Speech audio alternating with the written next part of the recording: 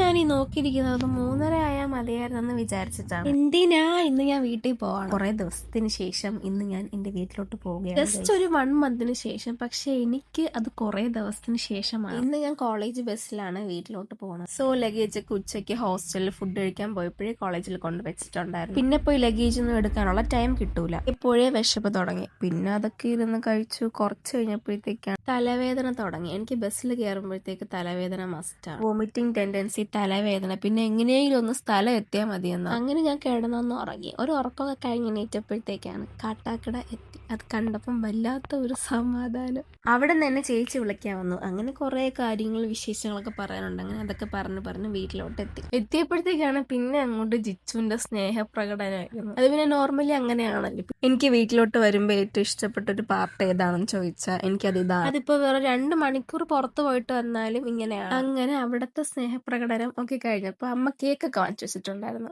അങ്ങനെ ഞാൻ കേക്കൊക്കെ കട്ട് ചെയ്ത് കഴിച്ചു. അപ്പോഴത്തേക്കാണ് അമ്മ പറഞ്ഞു ഇന്ന് വീട്ടിൽ കരോള് വരുമെന്ന്. ആരാ നോക്കങ്ങോട്ട്. ഓ, ക്രിസ്മസ് ആയി എന്ന് ഞാൻ റിയലൈസ് ചെയ്ത ഒരു മൊമെന്റ്. വീട്ടിലെല്ലാ ക്രിസ്മസിനും മുടങ്ങാതെ 2 പള്ളിയിൽ നിന്ന് കരോള് വരും. ഇവിടെ ഇതിനെ കരോൾ എന്നാണ് പറയണത്.